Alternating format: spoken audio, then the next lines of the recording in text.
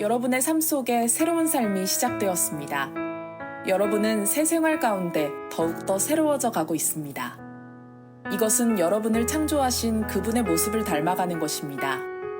이 삶 속에서 하나님을 아는 참된 지식이 점점 더 자라날 것입니다. 새로운 생명을 받은 자들에게는 그리스인이든지 유대인이든지 할례를 받은 사람이든지 그렇지 않은 사람이든지 아무런 차이가 없습니다. 또한 야만인이든지 스구디아인이든지 종이든지 자유인이든지 그것도 중요하지 않습니다. 오직 모든 믿는 자의 마음속에 계신 그리스도만이 이것들 중에서 가장 중요합니다. 여러분은 하나님의 선택을 받아 그분의 거룩한 백성이 되었습니다. 하나님의 사랑을 받는 만큼 다른 사람에게 너그러운 마음을 가지십시오. 친절함과 겸손함과 온유함으로 그리고 인내하는 마음으로 다른 사람들을 대하십시오. 화를 내기보다는 용서하고 여러분에게 해를 입히더라도 용서해 주기 바랍니다. 우리 주께서 우리를 용서하신 것 같이 우리도 다른 사람을 용서해 주어야 하지 않겠습니까? 이 모든 일을 하되 무엇보다도 서로를 사랑하는 것이 중요합니다. 사랑은 모두를 완전하게 묶어주는 띠입니다. 지난 여름 교회에서 1년에 한 번 주시는 휴가 기간에 저는 터키로 여행을 다녀왔습니다. 휴가를 다녀와서 몇몇 지인분들께서 여행에 대하여 물으시길래 제가 다녀온 그 여행에 대해서 자세하게 말씀을 드렸어요. 그랬더니 제 얘기를 들으신 분들께서 참 좋았겠다라고 말씀하시면서 사모님이랑 정말 즐거우셨겠어요 라고 말씀을 하시더라고요. 하지만 그분들은 그 말씀에 대한 저의 대답을 듣고서는 제가 터키 여행에 대한 설명을 드릴 때보다 더 깜짝 놀라면서 반응을 하셨습니다. 바로 제가 한 대답은 저 아내랑 둘이 다녀온 게 아니라 아버지 환갑여행으로 부모님과 저희 부부까지 4명이서 다녔습니다 라는 것이었습니다. 하지만 그분들은 제 얘기를 듣고 놀라셨던 이유가 1년에 한 번뿐인 그 여행을 아내랑 보낸 것이 아니라 부모님의 환갑 기념으로 다녔다는 그 사실 때문에 많이 놀라셨다라고 말씀을 하시더라고요. 그래서 덩달아 저도 조금 당황했지만 반대로 저는 그분들의 반응을 보면서 조금 놀랐습니다. 이런 나와 아내의 행동이 그토록 일반적이지 않은 행동인가? 그리고 우리와 부모님의 관계가 그토록 친밀한 것인가? 라는 생각을 하게 되었습니다. 물론 여기 계신 많은 분들께서도 부모님들과의 관계가 원만하신 분들도 많으실 거라고 생각을 합니다. 그렇다면 참으로 감사한 일입니다만 적지 않은 분들께서 부모님과의 관계 그리고 가족들과의 사이가 어렵고 불편하실 수도 있습니다. 또 대단한 문제는 아니더라도 이 크고 작은 어려운 문제들과 불편한 것들이 누구에게나 있기 마련입니다. 부모님과의 관계가 어려운 이유는 여러 가지가 있겠지만 가장 일반적인 이유 중에 하나는 우리나라에 만연해 있는 세대 갈등 때문입니다. 특히 경제 문화의 급격한 성장과 변화를 겪으며 살아온 우리 국민들에게는 이러한 현상이 더욱 심한 듯 보입니다. 실제로 지난해 5월 한국 리서치가 조사한 한국 사회 갈등 수준을 파악하기 위해 실시한 결과 이 기성세대와 젊은 세대 간 갈등이 크다라는 인식은 2020년도부터 꾸준하게 증가세를 보이고 있습니다. 특히 세대 갈등이 매우 심각하다라는 인식은 2020년 18%에서 작년인 23년도 기준 37%로 무려 2배 이상 급증한 것을 확인할 수 있었습니다. 서로의 살아온 배경, 언어, 문화가 다르기에 서로 이해하지 못하게 되고 갈등을 겪게 되는 것입니다. 이처럼 세대 간의 갈등이 극심하지만 여기에 가족이라는 그 특성이 더해졌을 때 부모 세대와 자녀 세대의 긴장과 불일치 그리고 단절은 더욱 심화된 형태로 나타날 수 있습니다. 왜냐하면 가족 간에는 단순히 세대에서 오는 다름뿐만 아니라 많은 사건과 상처 그리고 오해들이 켜켜이 쌓여 있기 때문입니다. 물론 가족과의 좋은 추억도 당연히 있지만 안타깝게도 과거의 기억과 이 경험들이 지금의 나에게 이 부정적인 감정과 의도하지 않은 행동을 불러일으키기도 합니다. 항상 마음으로는 고맙고 소중한 존재임을 너무나도 잘 알지만 막상 서로의 얼굴을 바라보며 대화를 이어갈 때 자연스럽지 않은 표정과 투박한 말들로 서로에게 날을 세우는 경우들이 적지 않습니다. 그리고 또다시 방에 들어가 문을 닫고 후회하는 모습들이 일반적인 가정에서 흔하게 볼 수 있는 장면입니다. 가족이란 원래 다 그렇게 사는 것일까? 또는 그래도 우리 집 정도면 나쁘지 않은 것이니 감사해야 하는 거 아니야? 라는 생각을 우리가 하게 될 때 우리는 하나님께서 말씀하시는 이 가정의 모습을 기준 삼아 다시 마음을 다잡고 기도할 수 있습니다. 너무나 감사하게도 하나님께서 말씀하시는 이 가정의 모습은 결코 갈등과 상처로 점철되어 있지 않습니다. 성경은 분명히 예수님을 믿으면 행복해진다, 자신뿐만 아니라 가정도 행복해진다라고 말합니다. 사도행전 16장 31절 말씀을 함께 읽겠습니다. 시작. 바울과 실라가 간수에게 말했습니다. 주 예수님을 믿으십시오. 그러면 당신과 당신의 집안이 구원을 얻을 것입니다. 아멘. 이 사도행전 말씀에서는 우리가 예수님을 믿으면 우리 자신만 구원을 받는 것이 아니라 우리가 속한 가족까지도 함께 구원을 받는다라고 말합니다. 여기서 구원이라는 말은요, 쉽게 말하면 행복해진다라는 의미입니다. 이것은 예수 그리스도 안에서 우리에게 주어진 놀라운 약속입니다. 하나님은 반드시 그 약속을 지키십니다. 이것이 바로 가족을 위해서 우리가 끝까지 포기하지 않고 기도를 해야 하는 이유입니다. 내가 예수님을 믿기에 하나님께서 우리 가족들을 구원해 주실 것이라는 이 약속의 말씀을 붙들고 우리는 믿음으로 기도해야 합니다. 포기하지 않으면 하나님은 분명히 응답하십니다. 때문에 이미 온 가족이 예수님을 믿으며 신앙생활을 할 수 있는 것보다 더 큰 축복은 없습니다. 이 구원의 기쁨을 누리며 함께 하나님을 즐거워할 수 있는 가정은 가장 큰 행복을 선물 받은 가정입니다. 저희 가족 또한 하나님의 축복으로 모든 가족이 예수님을 믿으며 신앙생활을 하고 있습니다. 먼저는 저희 어머니가 믿으셨고 그 위에 아버지, 그 다음 저, 그리고 저희 형, 그리고 제 아내까지 모두가 예수님을 만나서 함께 신앙생활을 하게 되었어요. 우리 하나님이 너무나도 선하시고 신실하십니다. 이번에 터키 여행을 저희가 22명이 함께 가는 패키지 투어로 다녀왔는데 확인해 보니까 부부끼리 또는 친구끼리 오신 분들이 많으시더라고요. 가족 단위로 다니는 저희 집밖에 없었는데요. 그래서 너무나도 감사하게 우리 부모님과 아내와 즐겁게 먹고 마시고 교제를 나누면서 행복한 시간을 보냈습니다. 근데 전혀 생각지도 못하게 이 여행 오신 분들과 저희가 개별적으로 대화할 시간들이 주어지잖아요.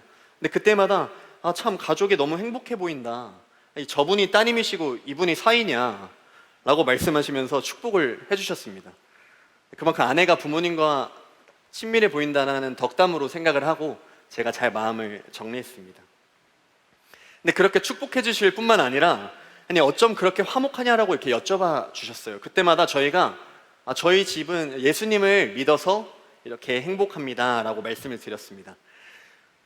갑자기 훅 들어와서 당황하셨을지는 모르겠지만 정말 그것이 저희 가족의 기쁨과 행복의 이유였기 때문에 저희는 하나같이 그렇게 말씀을 드렸어요.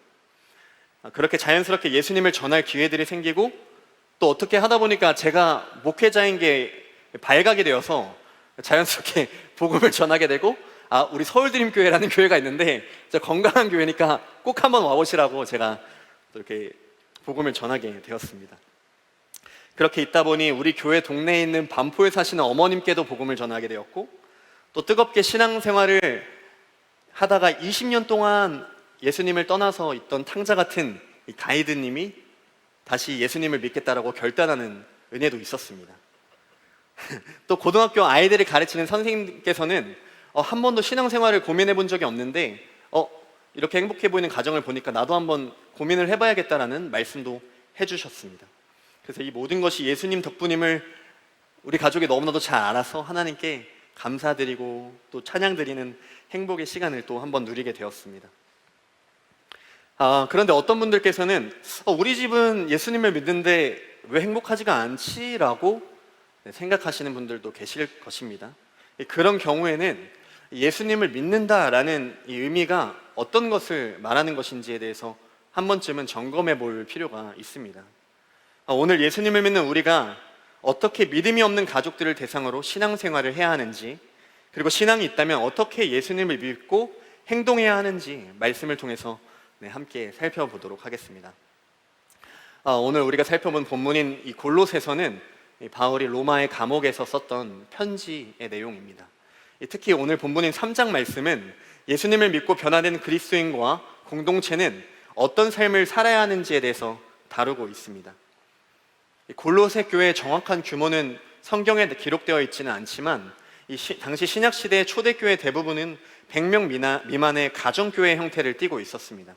따라서 골로새 교회를 향한 이 메시지는 이 가정이라는 작은 교회를 섬기고 있는 우리 그리스도인에게의 삶에도 적용할 수 있는 가르침입니다.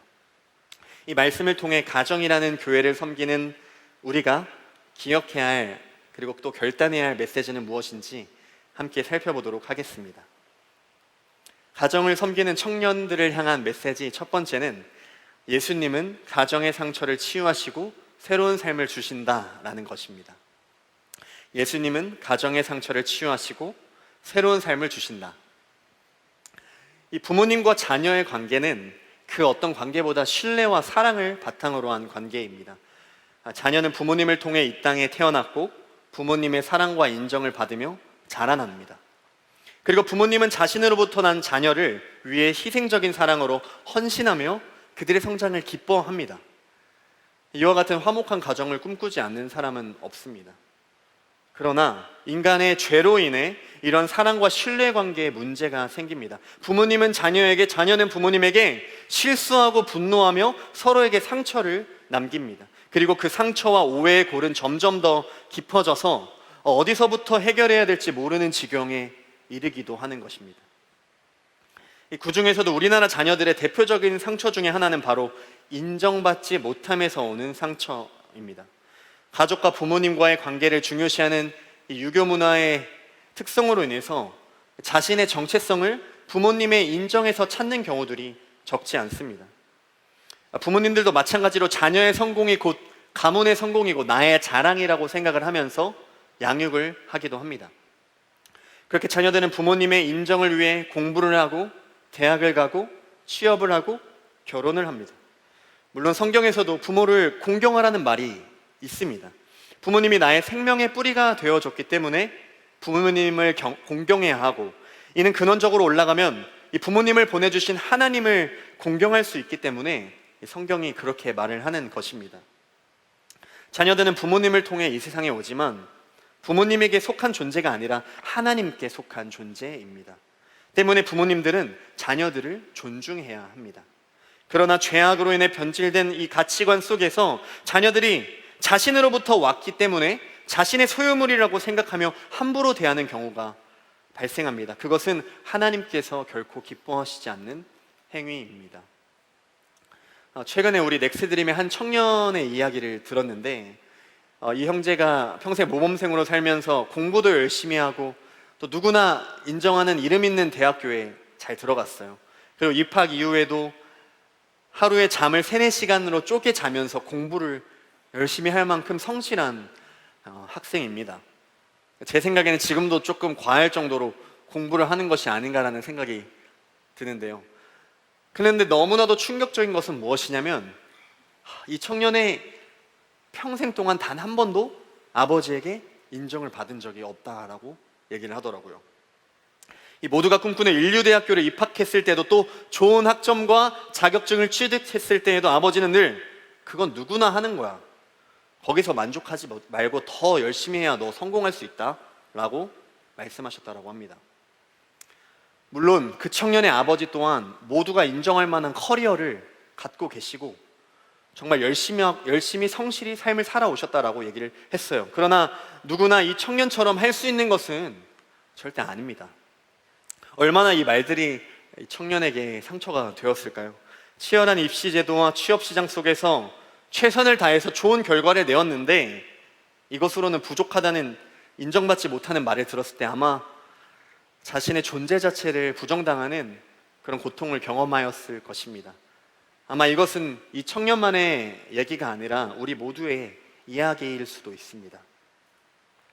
그리고 더 안타까운 것은 한 걸음 더 나아가서 이 부모님께 인정받지 못한 이 경험은 스스로를 향한 기준과 평가에도 영향을 미칩니다.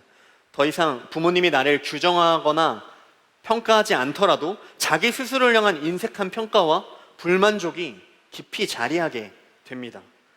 자신조차 자기를 인정하지 않으며 만족을 누릴 줄 모르게 되는 비극을 경험하게 되는 것입니다. 그러나 오늘 본문은 이처럼 상처와 눈물로 얼룩진 우리에게 새로운 소망을 품게 합니다. 골로새서 3장 10절 말씀인데요, 함께 읽도록 하겠습니다. 네, 시작. 여러분의 삶 속에 새로운 삶이 시작되었습니다. 여러분은 새 생활 가운데 더욱더 새로워져 가고 있습니다. 이것은 여러분을 창조하신 그분의 모습을 닮아가는 것입니다. 이 삶 속에서 하나님을 아는 참된 지식이 점점 더 자라날 것입니다. 아멘. 바울은 예수님을 믿음으로 하나님의 자녀가 된 우리들에게 새로운 삶이 시작되었다라고 말합니다. 더 이상 우리의 삶은 이전과 같지 않고 변화될 것이라는 말입니다. 그저 불분명한 변화를 말하는 것이 아니라 우리를 창조하신 하나님의 형상을 닮아가는 이 변화가, 이 축복이 시작되었다는 것이죠. 로마서 6장 6절 말씀 또한 함께 읽겠습니다. 시작. 우리는 우리의 옛사람이 그리스도와 함께 십자가에 못 박혀 죄의 몸이 무력하게 되었으므로 우리가 더 이상 죄의 노예가 되지 않는다는 것을 압니다. 아멘. 예수님의 십자가의 은혜로 죄의 노예였던 우리의 신분이 하나님의 자녀로 변화되었습니다. 하나님 안에 거할 때 더 이상 어떤 과거도 우리를 좌지우지할 수 있는 권한은 없습니다. 사랑하는 여러분, 이 시간 예수님의 십자가 복음의 능력을 의지하는 모든 자에게 그 어떠한 죄악과 상처와 슬픔도 더 이상 우리에게 아무런 권한이 없음을 예수님의 이름으로 선포합니다. 그 모든 부정적인 감정과 상처는 예수님의 이름 앞에 깨끗이 치유되고 회복되는 것을 믿습니다.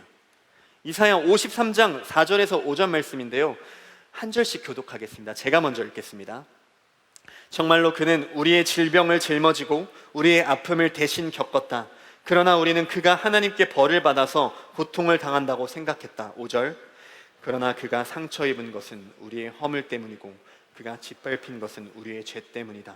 그가 맞음으로 우리가 평화를 얻었고 그가 상처를 입음으로 우리가 고침을 받았다. 아멘. 예수님께서 우리의 죄악과 상처를 모두 다 짊어지시고 십자가에 못 박히셨습니다. 그로 인해 예수님은 우리의 모든 약함을 단번에 해결하셨습니다. 우리가 받아야 할 상처를 예수님이 대신 입으셨고 우리가 받아야 할 아픔을 예수님이 대신 겪으셨습니다. 그렇게 우리의 망가져버린 인생을 완벽하게 고쳐주셨습니다. 예수님께서 우리의 모든 과거를 청산하셨을 뿐만 아니라 이제는 우리가 하나님의 아버지라 부르며 살아가는 자녀가 되게 하셨습니다. 육신의 부모님께 인정받지 못하고 사랑받지 못했다 생각할 때 가장 좋은 부모이신 하나님께서 모든 슬픔과 아픔을 이해해 주시고 헤아려 주십니다. 그리고 하나님께서 우리를 자랑스러운 자녀라 인정해 주시고 나의 사랑스러운 자녀라 말씀해 주십니다. 그렇게 우리들은 이 세상이 제시하는 자녀됨이 아니라 하나님의 자녀임을 기억하며 살아야 합니다. 과거의 생각과 습관이 하루아침에 변할 수는 없겠지만 적어도 새로워지기를 포기하지 않는 삶이면 충분합니다. 이 새로워지기를 포기하지 않는다는 것은 무엇인가? 바로 나의 지나간 과거에 집중하기보다 오늘 나에게 말씀하시는 하나님께 집중하는 것을 의미합니다. 실패했다 여겼던 나의 과거들로 나를 규정하는 것을 거부하고 하나님께서 나를 얼마나 사랑하고 기뻐하신지를 기억하고 믿고 담대하게 선포하는 것을 말하는 것입니다. 또한 더 이상 나를 증명하기 위해서 살아가는 것이 아니라 나를 이미 인정해 주신 하나님께 감사와 찬양을 드리며 주의 영광을 위해서 살아가는 것이 새로워지기를 포기하지 않는 삶을 말하는 것입니다. 그렇게 우리에게 새로워짐이 계속되게 할 때 우리는 어느 순간 과거로부터 완전히 해방되고 하나님의 자녀로 만족을 누리게 될 것입니다. 가정을 섬기는 청년을 향한 메시지 두 번째는 하나님을 아버지라 고백할 때 필요한 모든 것을 공급해 주신다라는 것입니다. 하나님을 아버지라 고백할 때 필요한 모든 것을 공급해 주신다. 골로새서 3장 11절 말씀인데요. 네, 이것을 함께 읽도록 하겠습니다. 시작. 새로운 생명을 받은 자들에게는 그리스도인이든지 유대인이든지 헬레를 받은 사람이든지 그렇지 않은 사람이든지 아무런 차이가 없습니다. 또한 야만인이든지 수구디아인이든지 종이든지 자유인이든지 그것도 중요하지 않습니다. 오직 모든 믿는 자의 마음속에 계신 그리스도만이 이것들 중에서 가장 중요합니다. 아멘. 네, 우리가 함께 읽은 본문에는 다양한 이 삶의 배경을 가진 사람들이 열거되어 있습니다. 그리고는 그것들이 아무것도 중요하지 않고 오직 우리의 마음속에 계신 예수님이 가장 중요하다라고 말을 하고 있습니다. 이 말씀은 결국 누구도 차별 없이 하나님의 자녀가 되고 또 하나님의 은혜를 입을 수 있다는 것을 의미하는데요. 즉 나의 과거, 나의 부모, 나의 가족이 어떠했던 간에 하나님의 은혜는 우리를 향하여 흘러 들어오는 것입니다. 왜냐하면 하나님의 은혜는 예외가 없기 때문입니다. 적지 않은 청년들이 자신의 불우하고 열악한 가정 환경을 보면서 자신도 똑같이 부모님의 실수와 연약함을 답습할 것이라고 생각합니다. 그리고 자신이 경험한 결핍으로 인해서 본인도 부족한 부모가 되어 자녀에게 필요한 것을 공급해 주지 못하지는 않을까 염려하기도 합니다. 물론 자신의 열악한 가정 환경을 반면교사 삼아서 나는 그렇게 살지 않을 거라 다짐하며 새로운 삶을 살기도 하지만 이 반대의 경우 심하게는 결혼과 가정을 꾸리는 것조차 두려워하거나 회피하는 사람들도 있습니다.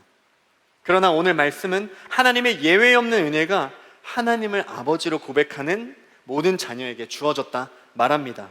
그리고 11절 말씀에 오직 모든 믿는 자의 마음속에 계신 그리스도만이 이것들 중에서 가장 중요합니다라고 기록되어 있는데, 이것은 정리하면 온 우주 만물의 모든 것이 예수님의 소유이고 그 예수님이 하나님의 자녀인 우리 안에 계신다라는 말씀입니다. 여러분께서 지금 섬기고 있는 가정과 또 앞으로 섬기게 될 그 가정에서 여러분께서 또 우리가 늘 예수님 안에 거한다면 어떠한 부족함도 없을 것입니다. 그리고 가정을 섬기는 우리에게 필요한 모든 것을 예수님께서 공급해 주실 것입니다.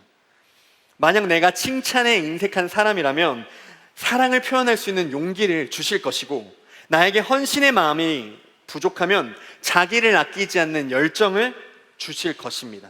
만약 나에게 가족을 대하는 따뜻함이 부족하면 상대를 이해하고 공감할 수 있는 마음을 주실 것이고, 스스로의 삶을 관리하지 못하는 사람에게는 책임감을 주셔서 좋은 자녀, 좋은 남편, 좋은 아내가 되게 하실 것입니다. 실제로 제 주변에 너무나도 많은 결손 가정과 아픔과 문제가 있는 가정들이 있었습니다. 그러나 하나님을 아버지라 고백하며 기도하였던 수많은 하나님의 자녀들에게 하나님께서 그 이상의 것들로 삶을 채워주셨습니다. 부모님의 이혼으로 아버지 없이 자란 한 형제는 너무나도 가정을 사랑하고 아내를 사랑하는 사랑꾼 남편이 되었습니다. 그리고 어머니의 폭력으로 인해 14살이라는 어린 나이에 집을 나온 한 형제는 위기 청소년 친구들을 보살피는 청소년 사역자가 되었습니다. 아버지의 폭력에 시달리던 어떤 형제는 사회복지사가 되어 억압받고 소외된 이웃들을 돌보는 삶을 살고 있고, 또 부모님의 사랑을 받지 못해서 상처받았던 어떤 자매는 어린이집 교사가 되어 사랑으로 일하고 있을 뿐만 아니라 자신의 남편을 인정해주고 세워주는 좋은 아내로, 또 2명의 자녀를 기도와 헌신으로 양육하는 좋은 엄마가 되었습니다. 사랑하는 여러분, 나의 부족한 형편과 상황으로 인해 염려하거나 주눅들지 마시기 바랍니다. 그 모든 것을 다 아시는 하나님께서 하나님 앞에 나아가 그 모든 부족함을 고백하시길 바랍니다. 모든 것을 필요에 따라 허락하시는 예수님께서 기도를 들으시고 나의 내면과 우리의 가정 가운데 풍성한 열매를 맺게 하실 것입니다. 가정을 섬기는 청년을 향한 메시지 마지막 3번째는 용서는 사랑받는 자녀의 특권입니다 라는 것입니다. 용서는 사랑받는 자녀의 특권입니다. 네, 골로새서 3장 12절에서 13절 말씀인데요, 한 절씩 교독하도록 하겠습니다. 네, 제가 먼저 읽겠습니다. 여러분은 하나님의 선택을 받아 그분의 거룩한 백성이 되었습니다. 하나님의 사랑을 받는 만큼 다른 사람에게 너그러운 마음을 가지십시오.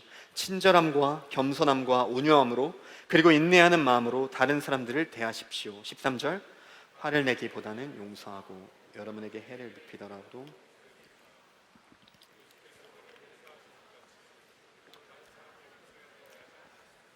아멘. 본문에서는 하나님의 자녀에게 요구되는 여러 가지 덕목에 대하여 말합니다. 우리가 자녀된 것은 하나님의 은혜이고 선물이지만 이를 완성하고 성취하는 것은 실천이기 때문입니다. 개념적으로만 자녀가 되는 것이 아니라 세상의 장애물과 문제 앞에서 실제로 어려움을 극복하며 이 말씀을 살아내는 것이 진정한 자녀됨의 모습입니다. 그러면서 12절에서 너그러운 마음, 친절함, 겸손함, 온유함, 인내하는 마음으로 사람들을 대하라고 말하고 있는데, 이것은 한마디로 요약하면 자신의 유익보다 이웃의 유익을 더 생각하는 예수님의 마음을 의미합니다. 진정한 하나님의 자녀는 자신의 유익보다 상대방의 유익을 구하는 사람입니다. 그런데 이 다음 13절에서 조금 우리를 불편하게 만드는 또 하나의 요구사항이 나오는데, 그것은 바로 용서입니다. 어쩌면 앞서 언급한 나보다 더 가족의 유익을 생각하는 마음까지는 내가 아끼는 가족들이니까 어떻게 열심히 해보면 될 것 같은데, 이 용서라는 단어는 그 무게감과 부담감이 다르게 다가옵니다. 그 이유는 어쩌면 용서를 시도해 보았지만 처참히 실패해버리는 자신의 모습을 목격했기 때문일 수도 있습니다.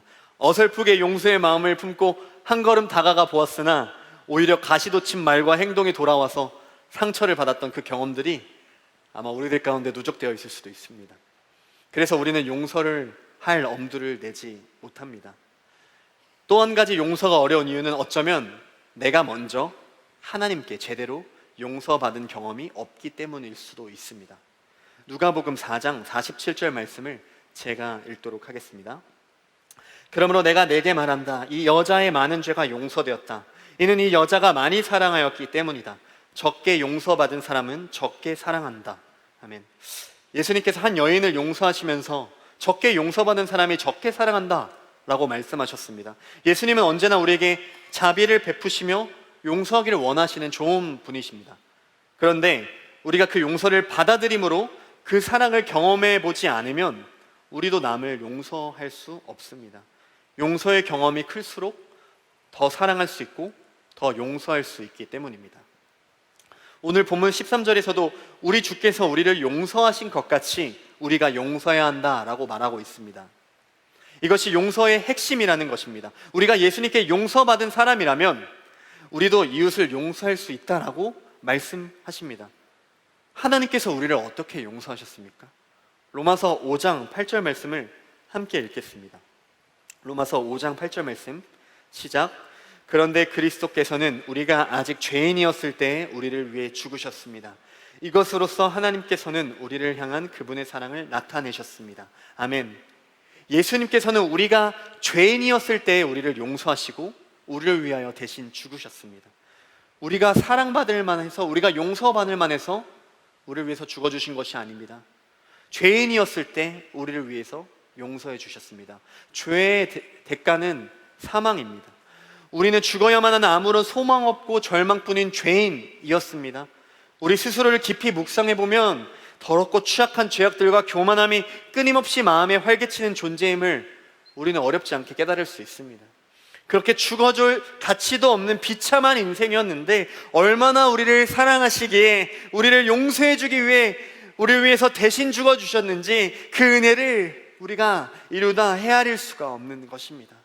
사람의 노력과 힘으로는 결코 나에게 상처를 준 사람을 용서할 수 없습니다. 우리에게는 그런 선한 마음이 없습니다. 그러나 내가 용서해야 할 가족이 결코 나보다 더 악하여서 용서할 수 없는 죄인이 아니라 나도 그와 다를 바 없는 자격 없는 죄인임을 깨닫게 되는 것이 용서의 시작이라는 것입니다. 그렇게 예수님의 사랑과 용서를 먼저 경험한 우리는 그 구원의 감격과 감사로 인해서 마찬가지로 나의 부모님과 가족을 용서할 수 있게 됩니다. 사랑하는 여러분 가운데 혹시 내가 죽을 수밖에 없는 이 죄인인 것과 그런 나를 사랑하셔서 대신 죽으신 이 예수님의 사랑이 믿어지지 않는다면, 깨달아지지 않는다면 결코 그냥 넘어가시면 안 됩니다. 그것들이 깊이 경험하고 깨닫고 믿을 수 있도록 도와달라고 간절히 기도하시기 바랍니다. 예수님께서 여러분을 분명히 만나 주실 것입니다. 기독교 신앙에서 이보다 더 중요한 것은 없습니다. 이를 깨닫는 것이 모든 신앙의 출발이자 우리 신앙의 길잡이가 되어줄 것입니다. 이처럼 용서는 하나님의 사랑을 경험한 사람의 특권입니다. 예수님의 은혜를 경험하지 못한 사람들은 용서를 하고 싶어도 할 수가 없습니다. 용서를 통해 가장 큰 유익을 누리는 사람은 다름 아니라 용서를 하는 나 자신이라는 것입니다. 히브리서 12장 14절 말씀을 함께 읽도록 하겠습니다. 시작. 모든 사람과 사이좋게 지내며 거룩하게 사십시오. 만일 삶이 거룩하지 못하다면 결코 주님을 만나지 못할 것입니다. 아멘. 이 용서하지 못하는 마음, 깨어진 관계가 우리에게 치명적인 이유는 무엇보다 이것이 하나님과의 만남을 가로막기 때문입니다. 하나님께서는 우리의 삶 가운데 함께 하시고 동행하시길 바라며 우리를 도우시길 바라십니다. 그리고 하나님께서 주시는 그 사랑을 우리가 경험하며 우리 내면이 풍성함을 누리고 예수님을 닮아가는 성령의 열매를 맺어가길 바라십니다. 그러나 그 모든 것들이 용서하지 못할 때 가로막히게 됩니다. 그래서 하나님께서는 우리가 용서를 선택하길 바라십니다. 모든 원망, 분노, 상처 같은 부정적인 감정을 놓아주는 행위가 바로 용서이고, 그 상처들이 떠나갈 때 비로소 하나님께서 우리의 삶에 마음껏 일하실 수 있게 됩니다. 그때 우리 안에 더 큰 감사와 행복이 점점 더 자라나기 시작하는 것입니다. 그렇다면 나는 부모님과 가족을 용서하였지만 왜 우리 가족의 관계는 개선되지 않는 것일까? 고민하는 분들이 계실 수 있습니다. 개인적인 용서가 이루어졌고 나름대로 관계 회복을 위해서 노력을 하고 있는데 화해가 이루어지지 않는 이유는 이 관계 회복은 양쪽이 함께 노력을 해야 하기 때문입니다. 나의 용서를 통해 상대방의 태도 또한 변화되어서 화해가 이루어진다면 정말 감사한 일일 것입니다. 그러나 나의 기대와는 다르게 상대방이 변하지 않는 경우도 적지 않습니다. 때문에 관계의 회복을 위해 우리는 하나님의 선하신 뜻을 의지하며 기도해야 합니다. 로마서 8장 28절 말씀을 제가 읽도록 하겠습니다. 우리는 하나님께서 모든 일을 하나님을 사랑하는 사람, 즉 하나님의 목적을 위해 부름을 입은 사람들의 선을 위하여 하신다는 것을 알고 있습니다. 아멘. 하나님은 하나님을 사랑하는 사람을 인생의 가장 좋은 길로, 가장 완전한 길로 인도하시는 분이십니다. 우리가 하나님께 나아가면 그분의 뜻 가운데 있게 됩니다. 때로는 변하지 않는 상황에 지치고 낙담할 수도 있습니다. 그러나 결국 하나님은 승리와 선으로 끝나는 이야기를 쓰실 것입니다. 그리고 과거의 모든 결과들을 끝내 복의 형태로 돌려놓으실 것입니다. 그렇게 우리는 끝까지 포기하지 말고 노력하되 기꺼이 그때를 기다리며 하나님 앞으로 나아가야 합니다. 제가 서두에서 하나님 안에서 참 감사한 가족관계를 누리고 있다고 말씀을 드렸습니다. 사실 저희 집도 처음부터 그렇게 화목한 가정은 아니었습니다. 저희 가정은 상호 목사님 가정처럼 군인 가족이었습니다. 아버지가 직업 군인으로 평생을 장교로 섬겨오셨고 저 또한 군인 자녀로서 1, 2년에 한 번씩 평생을 이사를 다니며 전국 팔도를 누비며 살았습니다. 어머니는 어릴 적부터 저를 너무나도 아껴주시고 세워주시는 또 칭찬해주시는 분이셨습니다.